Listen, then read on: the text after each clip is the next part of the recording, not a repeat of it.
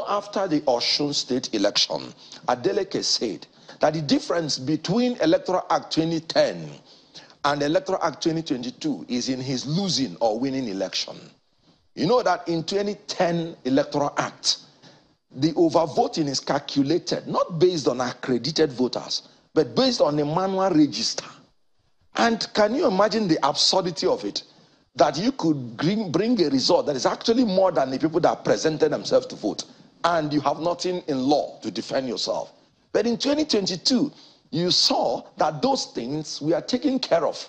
So the Beavers has provided a shield whereby, based on the accredited voters, that is what overvoting is based on. So the politicians now know that it is difficult to maneuver these things, and they are now planting their own people inside INEC so that they can operate from. Are you worried about that scenario? Very worried. But because INEC says that they are going to deal decisively with these people who have been caught in this act. INEC, with profound respect, can only express their wish, but their wish cannot be their command. When they are not in charge of the instruments of coercion, in other words, the instrument of enforcement of laws, they are not in charge of the judiciary. So they can only express their wish, but it's only eternal vigilance of Nigerians that will stop all the shenanigans of failed politicians who know that they have failed come 2023, but who are trying by all means to manipulate the process. 2023 is not going to be an election like any other. And that is why every Nigerian should be eternally vigilant. The INEC can only express. What bites do they have? They don't have any power over the police. They don't have any power over the judiciary. So I sympathize. But do you trust that INEC would deliver on the promise of a free and fair election? Professor Mahmood is the only INEC chairman that has the fortunacy to be appointed for the second time from my adult age, meaning that there is reasonable confidence in him that he has an intention to deliver. But the intention can only materialize if he is given the adequate support from the state. So if you say intention, fine. If you say wish, fine. If wishes were horses, beggars will ride. So Nigerians should not rely on the promises, wishes, or aspirations of INEC. They must move ahead to supervise vigilantly whatever is going to happen to make sure that the 2023 election is delivered. A very big question mark over our election in the last few years is the issue of money politics, vote buying. Does your party, the Labour Party, with Peter Obi leading the guard in your party, holding the flag of your party, do you have what it takes to be able to stand shoulder to shoulder with the so-called bigger political parties money-wise? Well, first of all, we have this our slogan, we don't give shishi. And it's a slogan that the Nigerian people gave to us. We did not even say it. It was the obedience that came up with that slogan. And what it means is that Nigerians are not going to succumb to the blackmail of vote buyers. They are tired. I've given you an example of my friend from Kebbi State, Comrade Dasama. He said the mother died and they told him he should not come home because of terrorists. His sister, the elder sister, died and they told him he shouldn't come home because terrorists will kill him. And he said, after that, he discovered that no more.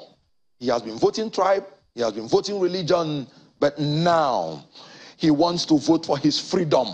That in 2023, he will no longer do that. So the people that have been selling their votes before now, they want to vote for their freedom.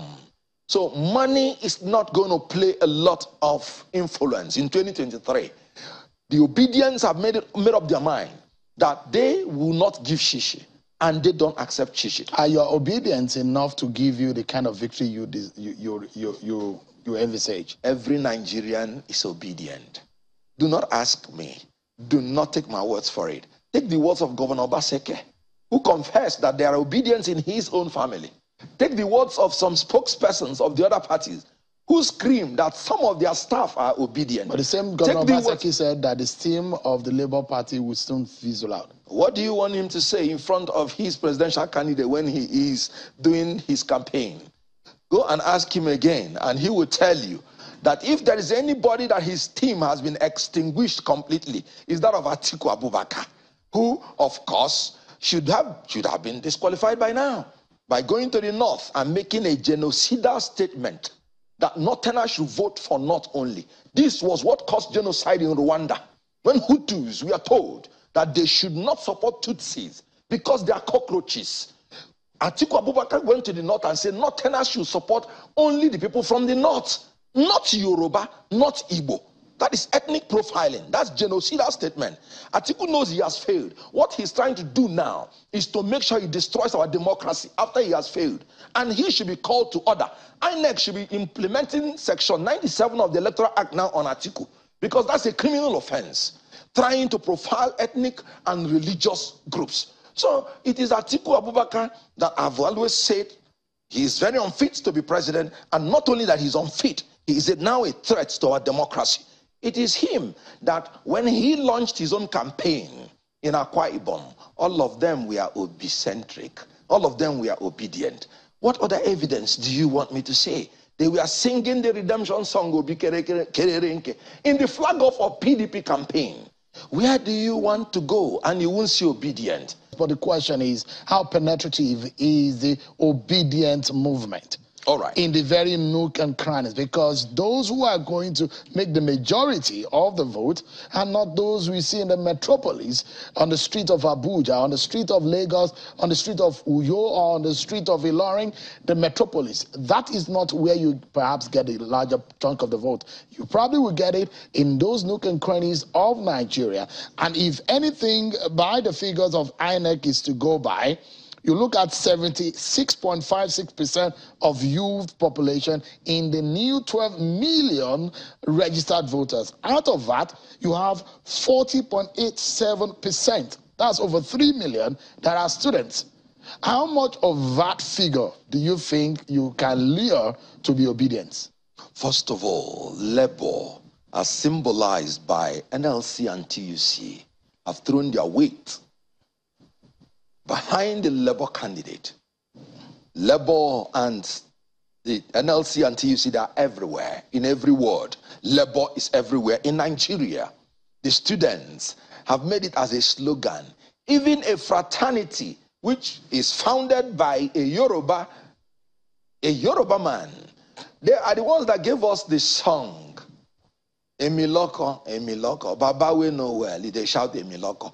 By a fraternity that is owned by a man from the same geopolitical zone as Bola Tinubu. So wherever you go to, so we have the labor. Labor means the working class. Labor means the students. Labor means the women. Labor means the professionals. Labor means the intellectuals. Labor means the farmers. Labor means the traders, the businessmen, the businesswomen. We have them behind us. How many of these candidates can boast of that? Let me ask you this, Kenneth, and it was what Denle Momodu said right on the chair you're sitting. He said, in the history of Nigeria's politics and election, yes, whenever you see two strong or more than one strong southern contestants in the race on the ballot for a presidential election, they always lose to a northern strong candidate. Yes. And so is making inference in the sense that you have a Bola Tinubu from the southwest, a Peter Obi from the southeast. And even in football, in sports, history play a major role. Not to talk of politics, that is science, that is psychological, that it has that historical, I mean, it's always drawn into it. Do you fear that history might play by itself, what we've seen in the Second Republic, in the First Republic? You know, the problem of some analysts is that they do not contextualize issues. They do not appreciate that they need to distinguish certain circumstances that made their prognosis or predictions irrelevant. Now, the mood of the nation is that there is sitting in the seat of power a fulfilled day speaking Northern Fulani Muslim. And the Northerner he's referring to is another fulfilled day speaking Northern Fulani Muslim. It has not happened in Nigeria that for 16 years unbroken, that you have people of the same ethnicity, linguistic background, and the same religion, and the same section of the country to come and rule the country for the same time. You know, when PDP say APC, they are doing Muslim ticket, I laugh. I laugh at their, ignorance. Because they are the ones that are doing the worst Muslim ticket. Because they want to proceed from a Muslim ticket, and not just a Muslim ticket, identical ethnic linguistic background, to another Muslim ticket from the same ethnicity, from the same linguistic background, and from the same section of the country. And the mood of the nation does not warrant that. So what he is saying was when, for instance, in 1979, you had UPN, MPP, and you had the North. And the sentiment of power shift and rotation was not there. So I do not know where he got his statistics, but the truth is that he got it all wrong.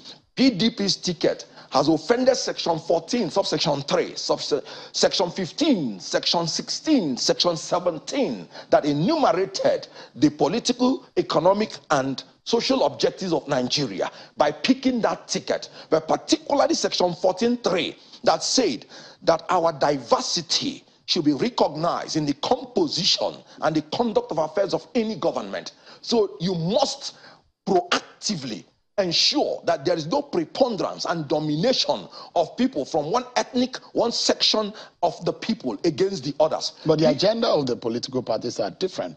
And there are those who are also bringing the factor of the fact that you need to have been able to play at the center your politics in such a way that you can be able to garner or bring home the votes across the board.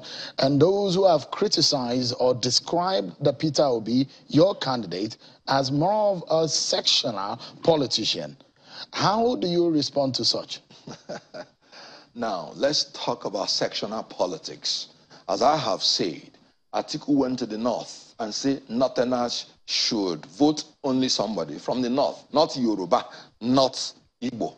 What can be more ethnic than that?